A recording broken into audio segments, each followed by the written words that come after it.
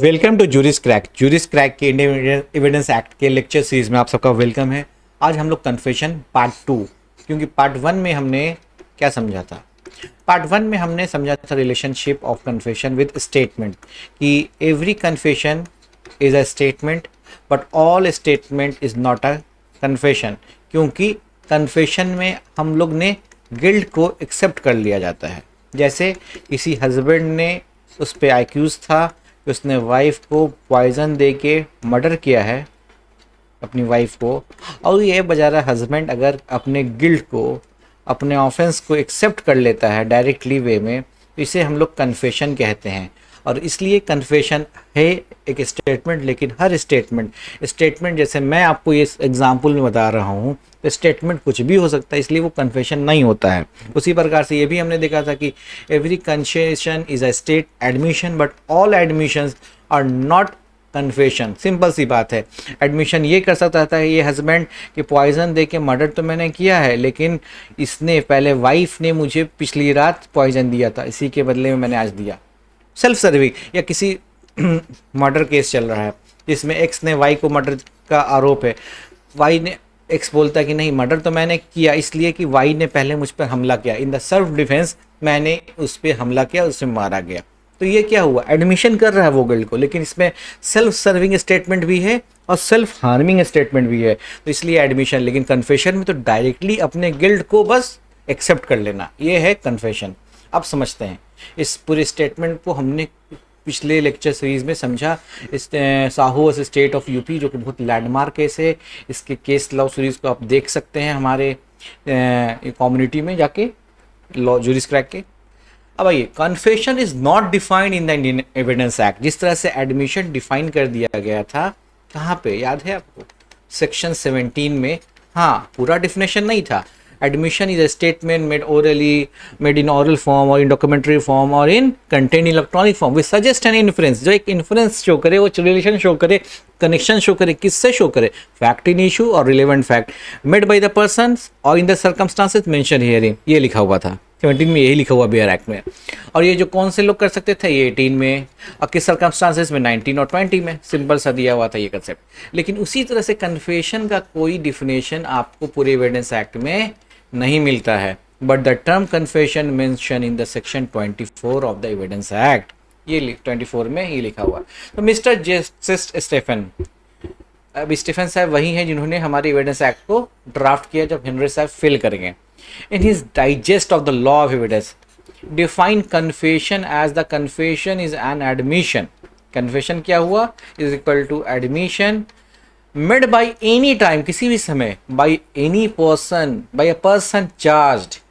यहाँ पे वो पर्सन के लिस्ट की जगह पे एक ही व्यक्ति पे हो सकता है। वो पर्सन जो एक्यूज्ड है उस पर किसी तरह का चार्ज है with a crime or stating or suggesting the inference that he committed that crime। Simple सा स्टेटमेंट है एडमिशन का, कि भाई वो व्यक्ति के द्वारा जो आरोपी है किसी वक्त, वो अपने आरोप को अगर स्वीकार कर लेता है तो that is the confession.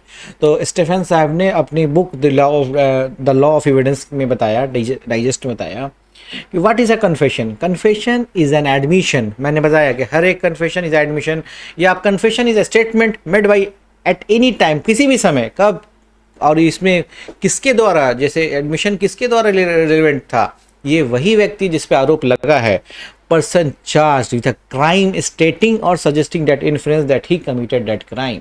thus a confession is the acceptance of the guilt of the accused। बहुत सिंपल है। In the landmark case Pakla Narayan Swamy versus Emperor, that is one of the most landmark case when we are reading the confession में अगर question आएगा या सीधा ये case आ सकता है कि पाकला नारायण स्वामी वर्सेस एम्पेरर का केस किससे रिलेटेड है सेक्शन एविडेंस एक्ट में, मतलब किससे रिलेटेड है? एडमिशन से, कन्फेशन से, बर्डन ऑफ प्रूफ से, प्रिजम्पशन से। तो सीधा सीधा ये कन्फेशन है। Lord Atkin observe that as confession must either be admitted in the context of any offense or in relation with any substantial fact which inaugurate the offense with criminal proceeding, and an admission of serious wrongdoing even conclusively incriminating fact is not itself a confession। अभी Lord एटकिंग साहब हमारे court में थे, नहीं supreme court, ये Privi council का judgement है, जिसमें लॉर्ड एटकिंग ये कह रहे हैं वो इधर एडमिट कर ले सारे गिल्ट को, नहीं अपराध मैंने किया है सर ये, या वो उसके इतना नज़दीक पहुंच जाए, इतना ज़्यादा रिलेशनशिप बता दे कि नहीं ये पॉइजन भी मैंने ला के दिया, ये जिससे गला कटा ये तलवार भी मेरी है, उस पर लगा हुआ खून भी मेरा है, मतलब in relation with substantial fact which inaugurate the offence with criminal proceeding in the Palvinder Kaur state of Punjab at. So one of the important case, ये सारा केस लॉ आपको हमारे कम्युनिटी ज्यूरिस क्रैक के वेबसाइट पे, यूट्यूब में, ऐप पे मिल जाएगा, आप देख सकते हैं। ये सब इंपॉर्टेंट केस लॉ, इसको समझने के बाद जब आपका कंसेप्ट डेवलप करता है कन्फेशन में ना, वो फिर आप कभी भूल नहीं सकते हो। That is the important thing. Case law play a vital role in developing the concept, in making the interplay of the sections. You need to understand the case law. आप केस लॉ को पढ़ोगे तो आप interplay of the sections जो है इसको समझ पाओगे। तो in the Palvinder Kaur versus state of Punjab, the Supreme Court uplifted the Privy Council decision in Pakala Narayana Swami versus and substantiate their argument over two reasoning. पहला दो, एक तो उसने क्या किया, पाकला नारायण स्वामी वाला जजमेंट जो था प्रीवी काउंसिल का, उसको सुप्रीम कोर्ट ने अपलिफ्ट कर दिया, उसे माना, ठीक है। और ये किस में माना, Palwinder Kaur versus state of Punjab में। तो it's also landmark, Palwinder Kaur versus state of Punjab. किस एमसीक्यू पूछे जा सकते हैं आपसे, है ना, कि किसके रिलेटेड में है, आपको कन्फेशंस रिलेशन है, एडमिशंस रिलेशन है, बर्डन ऑफ प्रूफ्स रिलेशन है, या प्रिजम्पशंस रिलेशन है, किसी से भी आप मतलब किसी से भी ये आ सकता है। ओपिनियन से रिलेवेंट है, ओपिनियन थर्ड पार्टी। तो इसमें दो रीजन दिया सुप्रीम कोर्ट ने उस समय। Firstly, the definition of confession only come to exist when the statement conferring the admission that he is either guilty of any offence और the admission is probating that all fact which constitute the offence. अभी आप देखो फिर आगे यहाँ पे admission, तो confession क्या है, एडमिशन है। किस तरह का एडमिशन, जिसमें सारा तरह का, या तो आप डायरेक्ट इसको आपने क्या कर लिया, probating all the fact that constitute the offence, सारा, इधर आपने गिल्टी को एक्सेप्ट कर लिया कि मैंने मर्डर किया, या जितनी भी फैक्ट है कि मैं रात में अकेले अपनी पत्नी के साथ था उस घर में, मेरे पास जहर था, मेरे पास एक तलवार थी, फिर मैंने उस तलवार का इस्तेमाल किया, मैंने पॉइजन का इस्तेमाल किया। ये सारा फैक्ट कहाँ इशारा कर रहा है, ये इशारा कर रहा है कि जो पत्नी का कत्ल हुआ है उसमें उसका हस्बैंड का हाथ है। ये सारा फैक्ट, ये सारा admission, it become the confession. Secondly, अब जो ये केस मैं आपको बता रहा हूँ इसको समझिए इस तरह से। Case of Sahu versus state of UP में क्या हुआ कि वो जब घर से निकला बाहर तो मटरिंग करते हुए, मटरिंग का मतलब होता है बुदबुदाते हुए, बोला कि साले झंझट सब खत्म कर दिया आज मैंने, रोज़ रोज़ का झगड़ा खत्म, मामला फिनिश, अब कुछ हल्ला हंगामा नहीं होगा। क्योंकि उसने अपनी डॉक्टर इन लॉ का कत्ल कर दिया था जिसके साथ उसके गलत फिजिकल रिलेशनशिप थे। तो ये मटरिंग करते हुए जब बाहर आया, नेबर ने से सुना, तो इट बिकम क्या, एक्स्ट्रा जुडिशियल कन्फेशन। इसने अपने गिल्ट को सुना, मतलब क्या किया, इसने ये नहीं बोला कि मैंने मार दिया, उसने ये बोला कि मैंने रोज रोज के झगड़े को खत्म कर दिया, अब कोई हल्ला हंगामा कभी नहीं होने वाला है। तो ये क्या कि probating all the fact which constitute the offence. अब आइए second, when the statement has different qualities and content such a mixture of confessional statement which conclude the acquittal of the person making the confession, then such statement cannot be considered as a confession. अब इस case में poison तो मैंने दिया husband को, sorry, या नहीं दिया, लेकिन ये पॉइजन मैंने हस्बैंड के लिए नहीं, पॉइजन खा पी के ये हस्बैंड इसका मरा, मान लीजिए किसी का। अब वाइफ बोले ये कि ये जो पॉइजन है मैंने खेत के लिए लाया, या हस्बैंड बोले ये बात, ये पॉइजन तो मैंने अपने एग्रीकल्चर फील्ड के एग्रीकल्चरल पर्पज से लाया था।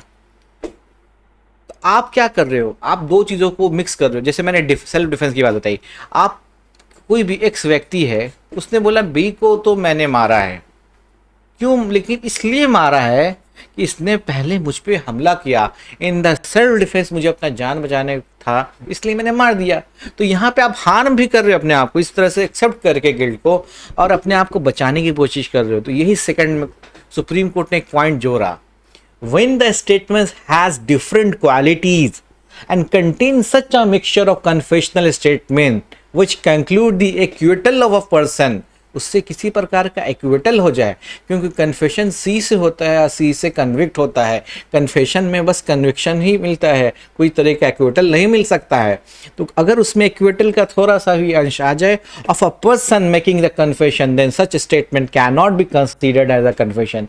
तो जिस पिछले क्लास में जिन्होंने किया होगा, जिनको समझ में आया होगा, आप समझ गए। इसलिए हमने स्टेटमेंट पे इतना जोर दिया था कि statement of two type, that is the self serving, जो आपके सर्व करेगा या आपको हार्म करेगा, जिसे इंग्लिश में, लीगल इंग्लिश में हम क्या बोलते हैं सर्विंग को, एक्सकल्पेटरी, जो अपने अपराध को बाहर निकाल दिया, या इनकल्पेटरी। तो जो एडमिशन तो आप हो सकता है कि एक्सकल्पेटरी प्लस इनकल्पेटरी स्टेटमेंट का मिक्सचर हो सके, लेकिन confession can only be of one type. वो स्टेटमेंट हार्म ही करेगा ना चाहिए आपको, वो स्टेटमेंट इनकल्पेटरी होना चाहिए। In Palvinder Kaur versus state of Punjab, self serving statement पर self harming statement is equal to no confession. Exculpatory या निकल्पेटरी नहीं, अगर कन्फेशन करना है तो आपको अपने आप को सेल्फ हार्मिंग स्टेटमेंट बताना होगा, क्योंकि कन्फेशन से रास्ता जाता है किधर की ओर, कन्विक्शन की ओर, कन्विक्ट होते हैं आप। For example, in a case where A make a statement that he has killed B, such a statement is confession. Simple सी बात है, confession है. In case where A makes a statement that B abused him and he told the neck of B and drowned in the tank, such a statement is confession. In case where A make such a statement, he was with B, C came there, B and C were quarreled, he tried to stop C but he stabbed B. अब देखो, for example, in case where A makes a statement, A क्या कर रहा है, statement दे रहा है, किस तरह का, that he has killed B, such, उसने कुछ नहीं बोला, उसने एक स्टेटमेंट दिया कि मैंने मार दिया बी को। तो उसके लिए स्टेटमेंट क्या होगा, सेल्फ सर्विंग होगा कि सेल्फ हार्मिंग? सेल्फ हार्मिंग होगा, क्योंकि इस अपराध अगर उसने किया तो इसका सज़ा भी कोर्ट देगा। सेल्फ हार्मिंग स्टेटमेंट है, जिसे हम लोग कहते हैं इनकल्पेटरी स्टेट। उसने अपराध को स्वीकार कर लिया, अब कोर्ट हो सकता है कम थोड़ा सज़ा, लेकिन सज़ा तो मिलना है। In case where A makes a statement that B abused him, उसने बी अब्यूज्ड किया, and he hold the neck of B and drawn in the neck, उसने उसको मार दिया, ये कॉन्फेशन है उसने। फिर अब केस आया, ए मेक्स अ स्टेटमेंट, किस लिए, दैट ही वाज बी, वो बी के साथ था, सी केम देयर, सी आया, B C were quarrelled, he tried to stop C but he stabbed B. तो ये क्या है, उसने नहीं मारा है, तो अपने अपराध को छुपाने की कोशिश कर रहा है। By such statement an inference can be drawn about the implication of A in the murder of B. The statement atleast show that A was present at a time of murder of B, A was time of the murder B, but such a statement is not a confession because he neither admit the guilt nor substantially admit such fact which constitute the offense. ये तो बोल रहा मैं था वहां पे, लेकिन सी आ गया सर, सी ने ही चाकू घोंप दिया किसको, बी को, मैंने कुछ नहीं किया है।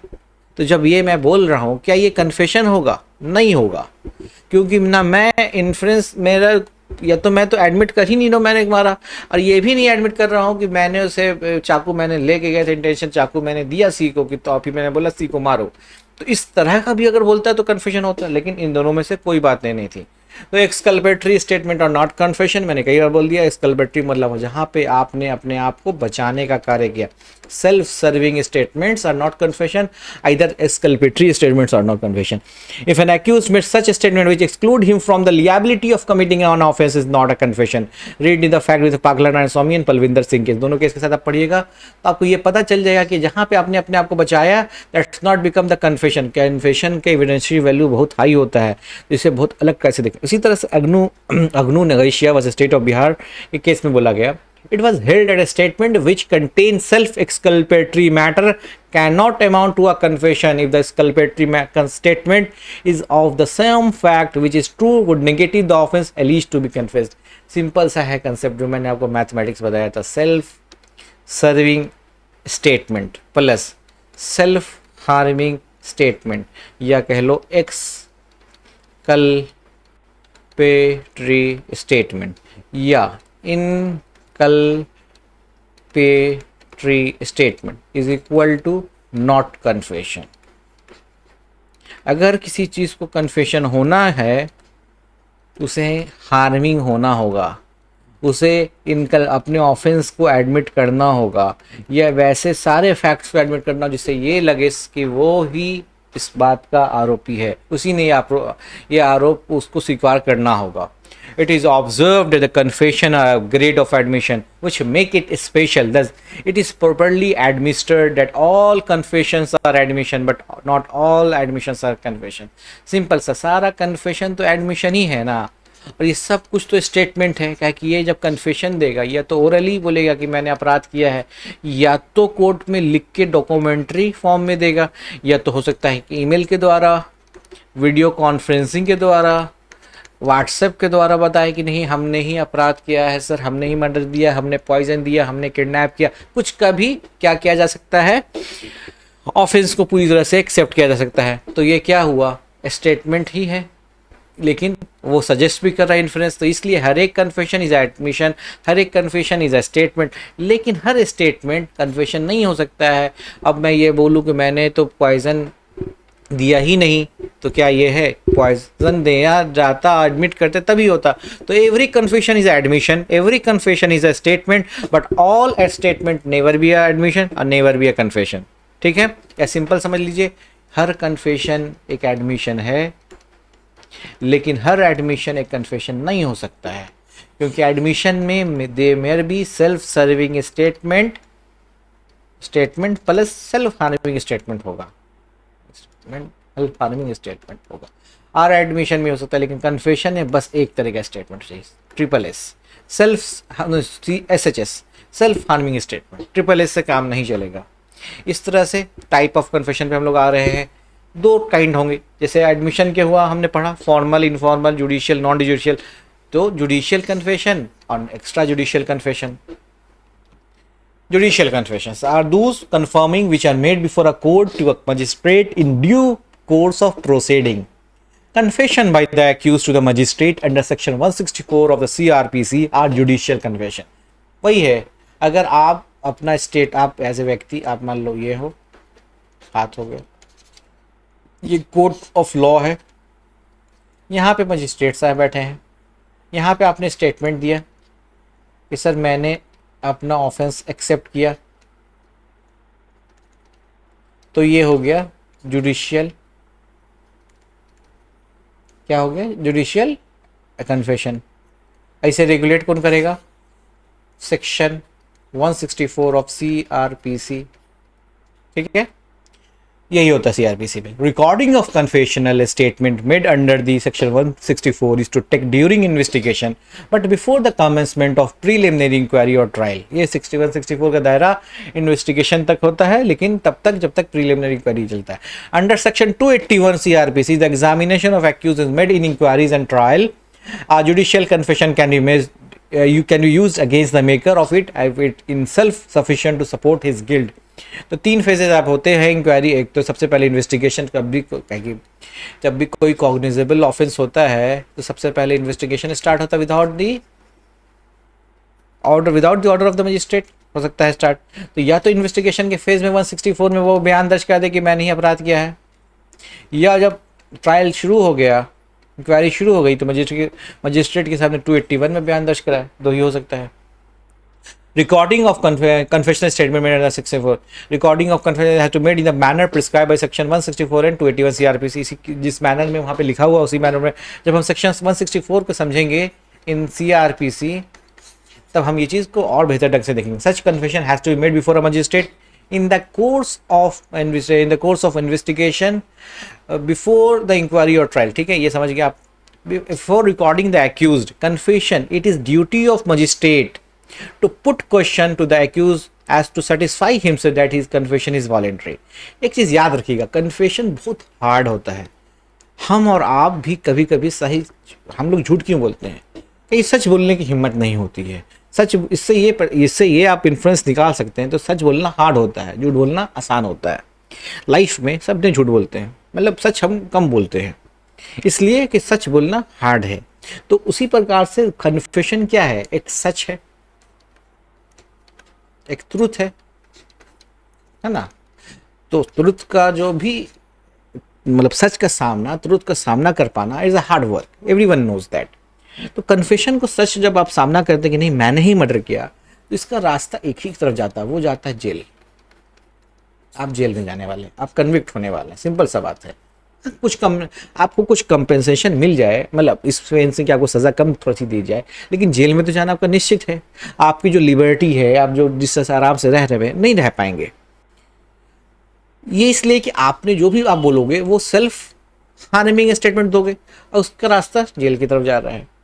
तो क्या इतना बड़ा चीज़ करने से पहले हम सेटिस्फाई हो जाए या नहीं हो जाए, as a magistrate, as a reasonable and prudence man, हमें ये देखना है सामने वाला व्यक्ति को वॉलेंट्री है कि नहीं, वो क्या खुद से ये बात बोलने आया है कि नहीं बोलने आया है, क्या वो उसके पीछे किसी ने ट्विटरिंग की है कि तुम्हें 10 लाख रुपए मैं देता हूँ, वो कत्ल मैंने गाड़ी उस पर चढ़ाई थी, लेकिन अब तुम एक्सेप्ट कर लो एज ए ड्राइवर, तुम बोलो कि मैंने ड्राइवर था, मैंने गाड़ी चढ़ाई उस पर, और तुम्हारे परिवार के आज से जितना भी खर्चा होगा मैं चलाऊंगा। मे बी एक middle class, lower middle class, एक गरीब आदमी है जिसकी तनख्वाह 10,000 रुपये है, 10,000 रुपीज़ सैलरी है वो मंथली। अब उसको ले जाया जाता है एज ए ड्राइवर कि नहीं मैंने ही इन लोगों पे गाड़ी चढ़ाई, और उसको बोला जाता है तुमको 10,000 का मैं 1 लाख रुपए जब तक तुम जेल में रहोगे पर मंथ दूंगा। तो maybe there is chance कि वो बोले कि ठीक है मैं इससे एक्सेप्ट कर लेता हूँ। तो इसमें अब रोल किसका आता है, मजिस्ट्रेट का, अंडर सेक्शन 164, कि वो चेक करे, सेटिस्फाई करे अपने हिमसेल्फ को कि कन्फेशन वॉलेंट्री है, किसी प्रकार का ट्यूटर्ड नहीं है, किसी तरह का एंड्यू प्रेशर नहीं है, किसी तरह का ड्यूरेस नहीं है, वो किसी के प्रेशर में खेल नहीं रहा है। When the confessional statement is recorded in the presence of police officer और इट इज इनएडमिसिबल, ये सबको पता है कि पुलिस के द्वारा सामने टॉर्चर करके लिया गया या वो वहाँ मौजूद भी है ना, तो वो एडमिशन नहीं होगा, इसे हम लोग समझेंगे। If the confession is duly recorded, then it is relevant and admissible. The provision contained here are required to be strictly complied. दो चीज़, ये relevant होगा तभी जब सारा प्रोसीजर सेक्शन एविडेंस एक्ट का, सीआरपीसी का, जब आप उसको कंप्लाई कीजिएगा। अगर आप किसी कन्फेशन में के रिकॉर्डिंग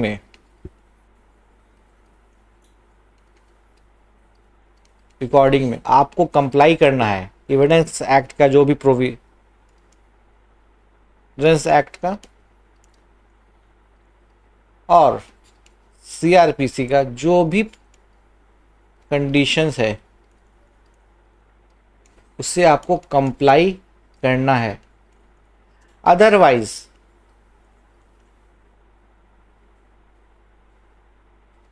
वो कन्फेशन नहीं रह पाएगा। समझे, अगर आपने कोई कॉन्फेशन करी, कोई आदमी आ रहा है, चेहरा मैन मजिस्ट्रेट के यहाँ कन्फेशन देने, तो आपको उसके कन्फेशन को रिकॉर्ड करना है, ड्यूली रिकॉर्ड करना है with the provision of evidence act और सीआरपीसी को नज़र में रखते हुए, और सारे कंडीशन को कंप्लाई करते हुए उसे रिकॉर्ड करना। अदरवाइज वो रिलेवेंट नहीं रहेगा, क्योंकि ये आदमी अब कन्वेक्शन एक बार इसने अगर कन्फेशन दे दिया तो फिर ये कहाँ किस तरफ जाएगा, सीधा जेल की तरफ जाएगा, है ना। ये सिंपल सा बात है। तो हम एज ए मजिस्ट्रेट हमें क्या देखना है कि वो सेटिस्फाई करे अपने आप को कि ये जो बंदा है ना ये वॉलेंट्री है, और ये जो बोलने आ रहा है वो ट्रूथफुल है। ये दो बेसिक पिलर है, voluntary is a basic pillar. अगर कोई वॉलेंट्री नहीं है तो उसका कुछ भी बोल दे, उसका statement not will consider as confession, जब तक वो वॉलेंट्रीनेस उसका सेटिस्फाई नहीं कर लेता है मजिस्ट्रेट। ठीक है, यहाँ तक आ गए। अब आइए, अब एक्स्ट्रा जुडिशियल क्या होता है। When a confession is made by any other person elsewhere in the court, it is called extra judicial course। वही case Sahu versus state of UP, अभी जो मैंने बताया आपको, वर्सेस स्टेट ऑफ यूपी। अब ये बंदा घर है, मतलब हाउस है, ये हाउस से बाहर निकला ऐसे ऐसे करके, रास्ते में बोलते हैं अब मैंने छुटकारा ले लिया भाई, अब उसका मामला रोज का किस का खत्म। ये क्या किससे एडमिशन कर रहा है, मर्डरिंग करते हुए आ रहा है, लेकिन ये कोर्ट में तो है नहीं, तो अगल बगल प्रोसेस सुन रहे हैं। तो to any other person elsewhere the court, it is called the extrajudicial confession. It is not required that such confession is addressed to someone. यहाँ तक कि इसने एड्रेस भी नहीं किया, ये लोग बाहर बैठे हुए होंगे, सुन लो। It may be in the form of utterance, यहाँ मटरिंग, वही आप बुदबुदाते भी आ रहे हो, आप प्रेयर करते हो, आप लेटर आउट रिलेटिव, ये सारा कुछ एक्स्ट्रा जुडिशियल कन्फेशन है। It may be to anyone, known, unknown, intentional, muttering, unintentional, oral और डॉक्यूमेंट्री, किसी भी प्रकार से।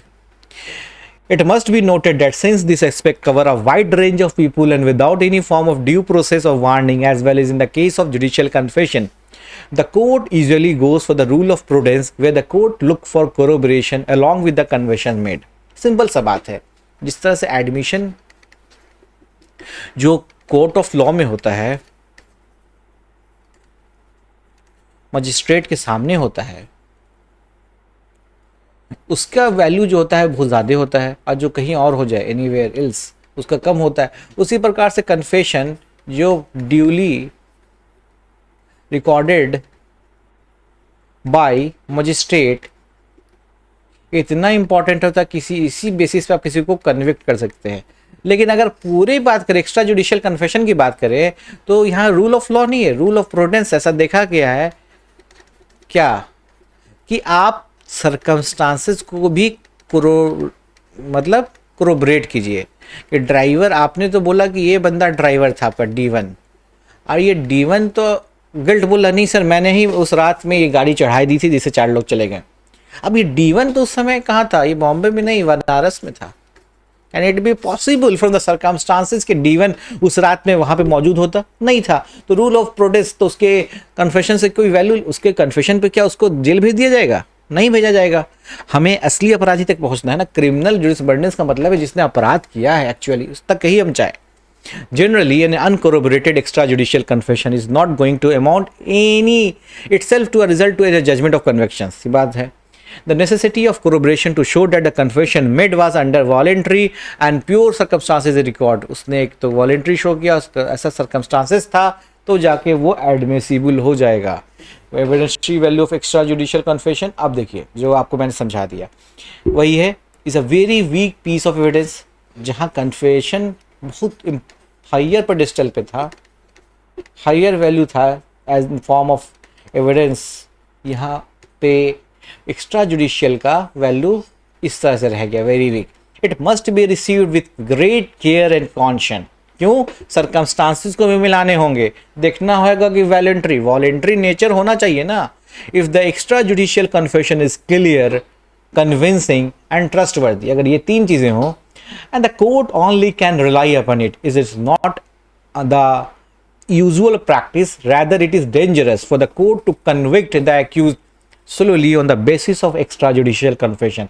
When such type of confession is given in the court, require corroboration.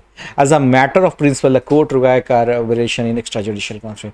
Driver को देखना पड़ेगा वो ड्राइवर था भी कि नहीं था। अब उस ड्राइवर का कभी past experience as a driving रहा नहीं, जो आदमी एक्सेप्ट कर रहा है कि उस रात मैंने ड्राइविंग किया।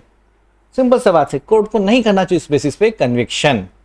Confession is deliberately and voluntarily may be accepted as conclusive the matter confessed. Conclusive, याद होगा हमने कल बहुत बहस किया था एडमिशन की। एडमिशन क्या है? एक सब्सटेंसिव पीस तो है, लेकिन क्या कंक्लूसिव था? नहीं था कंक्लूसिव। आप एविडेंस लीड कर सकते हैं। अभी जैसे आपने कन्फेशन में, जैसे कन्फेशन क्या देख रहे हैं आप, वो कंक्लूसिव हो गया, मतलब इस बेसिस पे बस कन्विक्शन आपका हो सकता है।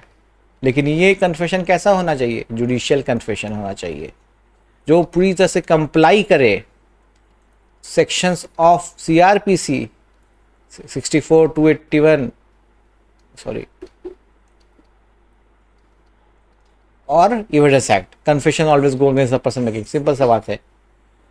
इसमें लेक्चर सीरीज में हमने इस पार्ट 2 में अंडरस्टैंड किया कन्फेशन को समझने का सबसे आसान तरीका ये है कि आप स्टेटमेंट से और एडमिशन से लेके चले आओ कन्फेशन तक, पहली चीज़। दूसरी चीज़ है कि आपको पलविंदर सिंह, पालका नारायण स्वामी, ये सब केसेस पढ़ना पड़ेगा एक बार, तब एक जो आपका एक्चुअल रिदम होगा कन्फेशन समझने में, वो दम डिफरेंट अलग होगा। कोई भी अगर आपको ऐसा लगे कि कहीं भी आपको लगता है कि और एक्सप्लेनेशन की जरूरत है, तो आप हमें मेल कर सकते हो। Thank you.